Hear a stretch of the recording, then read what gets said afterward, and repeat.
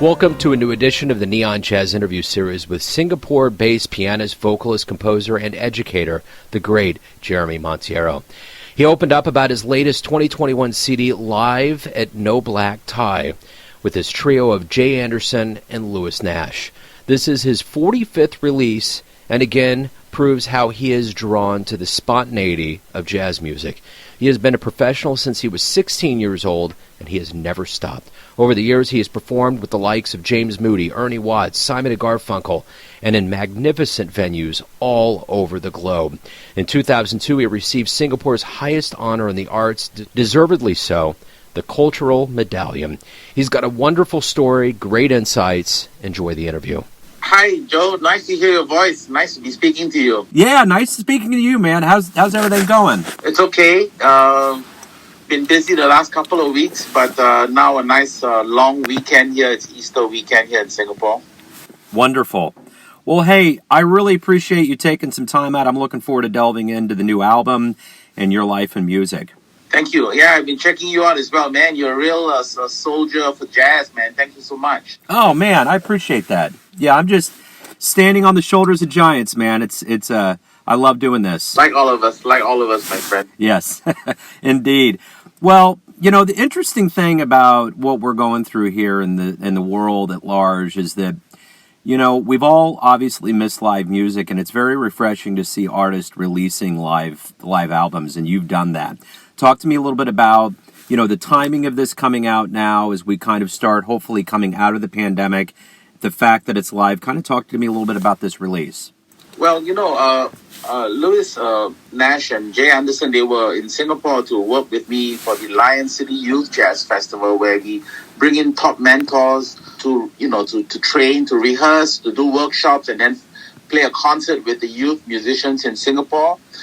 Kind of like just throwing the kids in the deep end with working with people like Lewis and Jay, and also previously with Benny Golson, as well as Randy Brecker and people like that. And after we finished this in 2019, you know, we decided let's go do a tour of China and Southeast Asia. So we played some cities in China, and then we started off in Kuala Lumpur in Malaysia, where this club No Black Tie is, and it's a lovely club. It's probably the nicest jazz club in Southeast Asia. Beautiful Fazioli piano in there, and so we went in, and my good friend and great engineer Sunil Kumar, we've been working together for 21 years now, recorded it live, and then we just kind of kept it in the can, you know. Through 2020, we did a bunch of mixes, you know. I mean, just trying to get that sound, that really nice live sound, and finally we got it together and decided to finish it off. I got it mastered in Germany, where I recorded my last 10 albums in Darmstadt in Germany. And Klaus Endel, the mastering engineer, did a great job in the mastering, and then we put it out. Wonderful. So, you know, it seems interesting to me now, since we haven't had any live music, this releasing albums during this time is rather unique because it's one of the few ways that you can directly get in front of the listener. Yeah, and, you know, I've been doing a lot of live streaming as well. You know, it's not the best thing to do, but, you know, we musicians, we just have to play, you know. We just have to connect with our audiences in whatever way we can. So it was nice. I've had a good relationship with the International Jazz Day organization, that runs the IJD for UNESCO. And we, you know, in the last two IJDs, we put out shows. So one was just a live concert, and then last year we put out a concert called a concert that, you know, got more than 110,000 views. And last year in June, I put out my 60th birthday concert online. We were going to do it at the concert hall, but ended up doing a nice live stream show. And I had Wynton Marsalis and Bob James and just a whole Randy Brecker, friends from around the region. And we reached out to more than 220,000 views, you know. So it's a new way. So even going forward, when I do my shows here in concert halls, recently I just did a concert hall show 2 Saturdays ago, and we only allowed 250 in the 1,600 seat concert hall, but we live stream. People could buy tickets and watch from anywhere in the world. So I think going forward, the live thing is still going to be the most important thing, but we're going to have to tag on, when we can, this live stream thing as well for the rest of the world, to see now that we've actually connected with the global audience in that way. How have you been doing during the pandemic? How have you fared with, the no live music and everything being shuffled the way it has? I'm first a musician more than anything else. The whole center of my life is music, playing music, composing as well as playing. And so you can imagine that, I'm one of those people who had a huge knock, more than 50% of my income, Luckily, I still have a lot of support from a private bank here based in Singapore who they've been supporting me for 15 years, the EFG Bank, and they basically still want me to do album projects. And so every year I put out a couple of records, and it's supported by them. And so I had that to do. And then I run the Jazz Association of Singapore, which I sometimes joke and say that it's like the baby jazz at Lincoln Center here in Singapore. And I call myself the baby Winton, and he laughs at that when I say that. Basically, just with that organization, I run two big bands, the Jazz Association Singapore Jazz Orchestra, as well as the Youth Orchestra. That keeps us going. Even with live, I've been with online things. It just keeps work flowing a little bit for everyone, And we do online talks about the history of jazz. We do all kinds of stuff that we can to just, keep the torch burning here in Singapore as far as jazz is concerned. So that's kept me busy. All that has kept me busy. I do a little bit of teaching work. But generally, I went from up to 2016, I played like 200 gigs a year.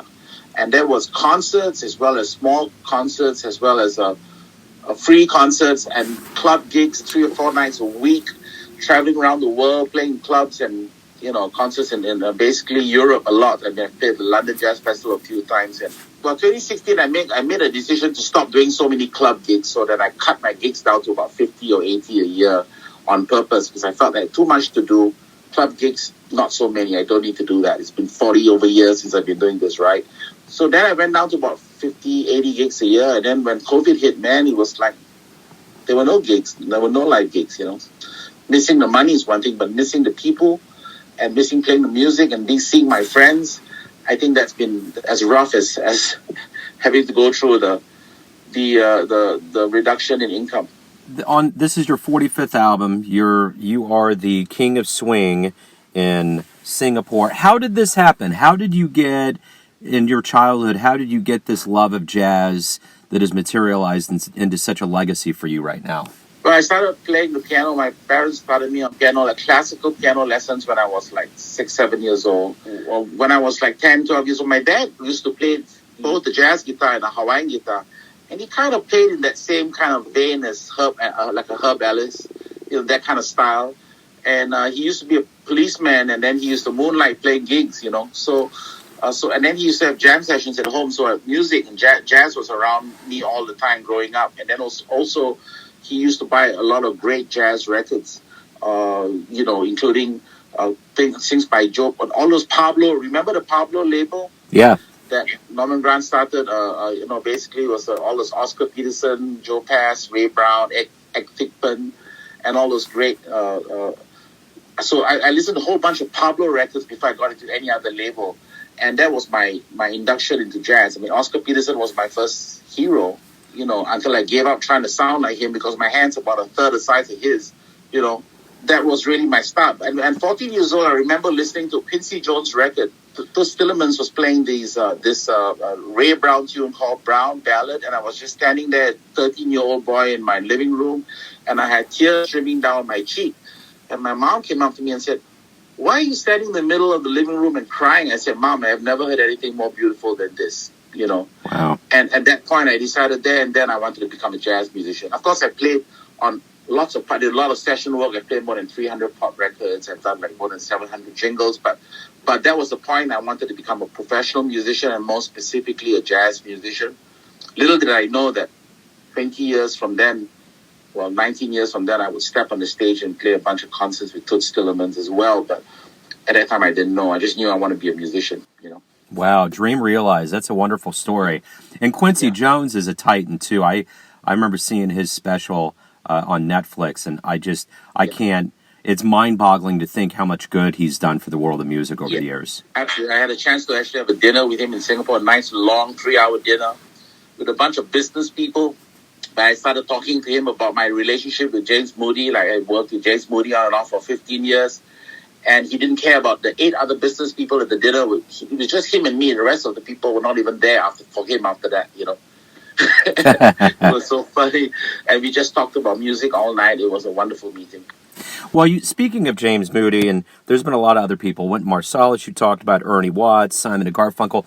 What did you learn from a lot of those big names, legends and luminaries in the world of music that in turn helped you to mentor and teach younger players?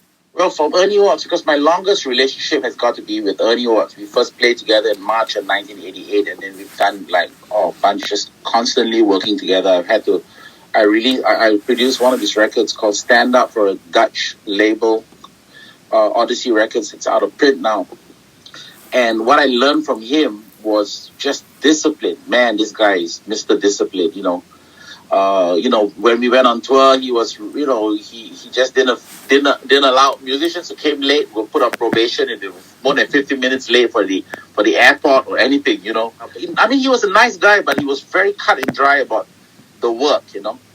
I mean, lobby calls were like sacred to him, you know, and then also the music, kind of focus and time he puts into the music is something that really rubbed off on me. No matter, he always used to tell me, there's no such thing as difficult music, just music you don't know, so just get to know your music, you know. And I just, that was one of the biggest ethics. With Moody, it was just learning to be such a universally loving person, I don't know if you've ever had the pleasure of meeting Moody, but, he kissed everybody he met on the cheek, left and right cheek, and he had this really strong cologne that he used. And even if you took a shower, you would still smell of James Moody, this kind of bebop holy water, I called it, for the next 2 or 3 days. And just that the humanity and the love and the humility for someone as great as he was is what I got from James Moody, You've had such a long, storied career with so many things that have happened. What are you the proudest of? There's always things that we see as listeners and as fans on the outside, and we're like, wow, that's wonderful.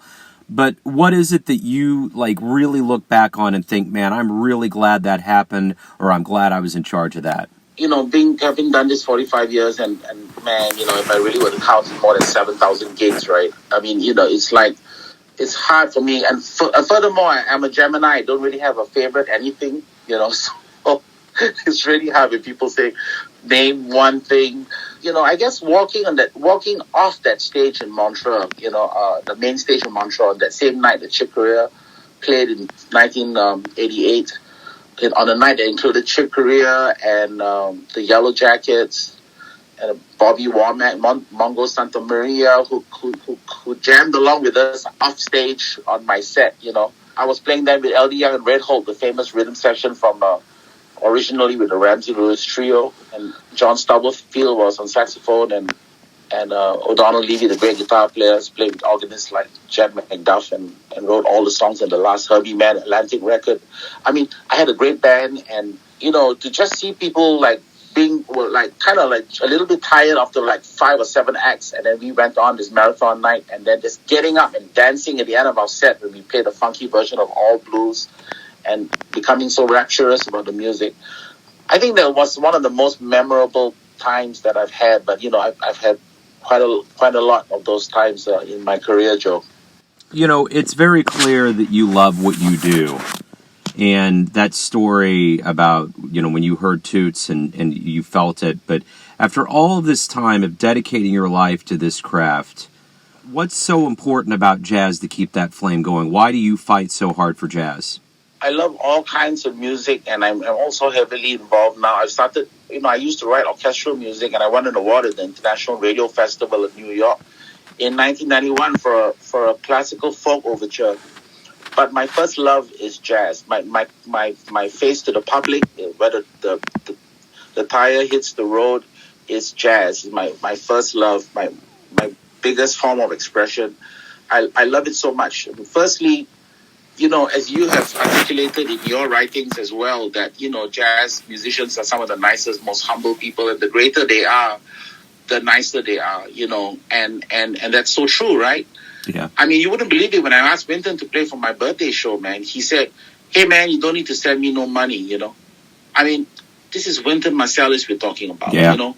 And then, of course, I did tell him, hey, let me do something. And I sent some bread for Louis Armstrong Educational Foundation. But that's the kind of people that it's the most beautiful music family on the planet. There's the least amount of politics, the most amount of love, the most amount of passion. And this goes not just between the musicians but the people, the listeners, the audience members. It's a family, man. Amen. For sure.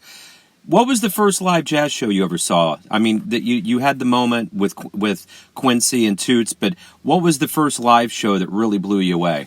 Okay, I was with the music and drama companies. It's kind of like the USO that you have in the US. Yeah. We had gone to entertain the troops in Clark Air Base, the US base in the Philippines.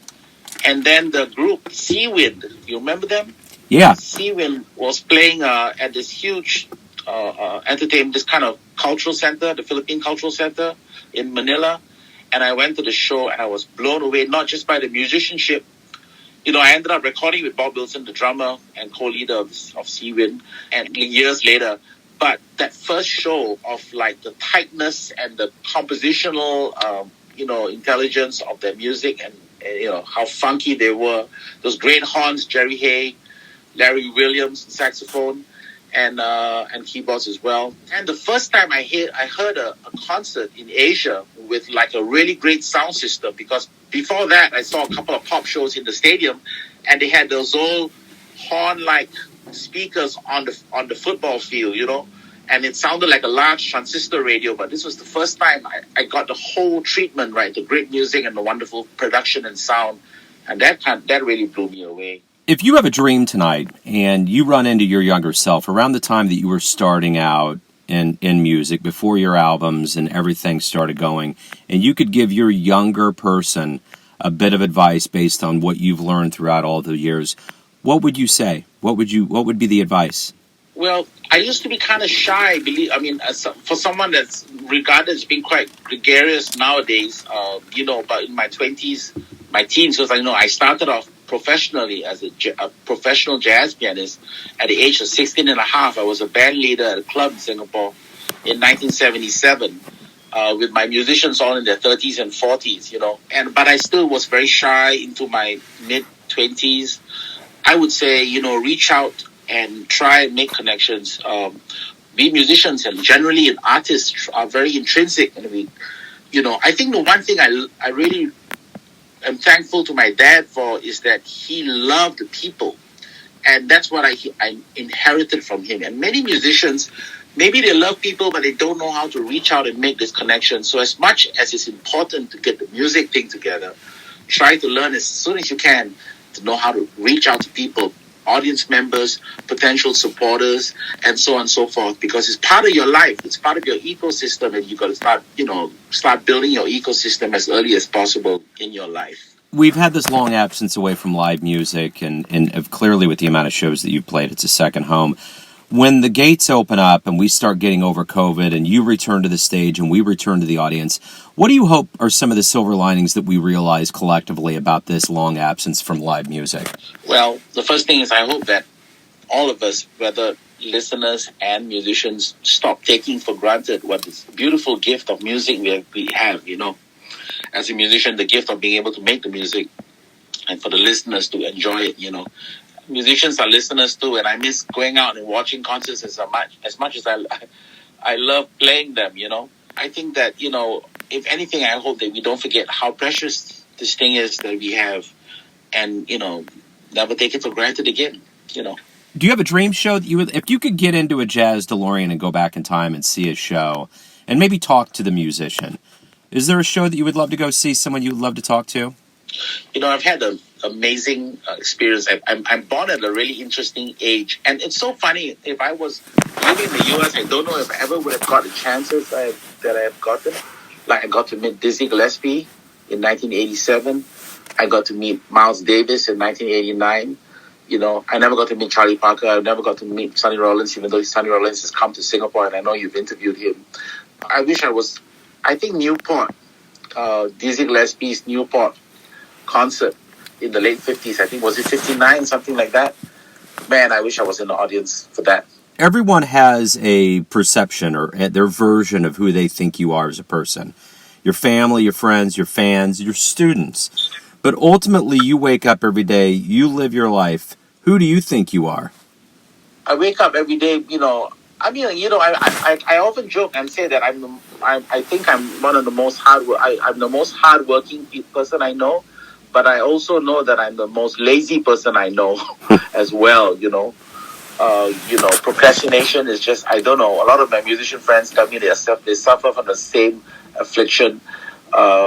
I see myself as being a musician that loves what he does, someone that really tries to connect the dots for the rest of the industry here in Singapore, and also by extension with whatever happens around the world. I often joke and say that, since Easter is coming up, I use an analogy of I'm like a Jesuit priest in a mission, and then I keep going to all the meccas of jazz, like the Vatican, New York, to go meet all the cardinals every once in a while. I'm just a person that loves jazz, loves playing it, loves writing it, loves living it, and also I love the other things I do. Like right now, my main things I'm doing now, not main thing. One of the main things I'm doing now is trying to write symphonic jazz music. And my concert last Saturday was the icebreaker concert in my 5-year plan to see the symphonic jazz movement here in Singapore. So that in 5 years' time, it'll be a thing, There's all the writers that write it, musicians who play it. I try and bring classical and jazz fans together and appreciate each other's skill in music. I'm sorry, I'm digressing from answering your question with a simple, pithy answer, but I guess I'm also a pretty confused and person at age 60 still feeling like I have so much more that I want to do in this life, Yeah, wonderful, man. Jeremy, thank you for opening up.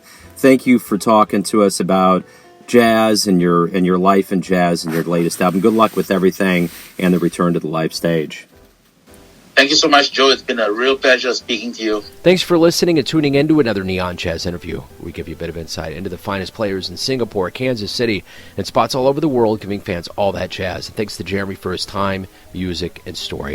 If you want to hear more interviews, go to Famous Interviews with Joe Domino in the iTunes Store. Visit neonjazz at youtube.com, and for everything Neon Jazz all the time, go to the neonjazz.blogspot.com. Until next time, enjoy the jazz, my friends.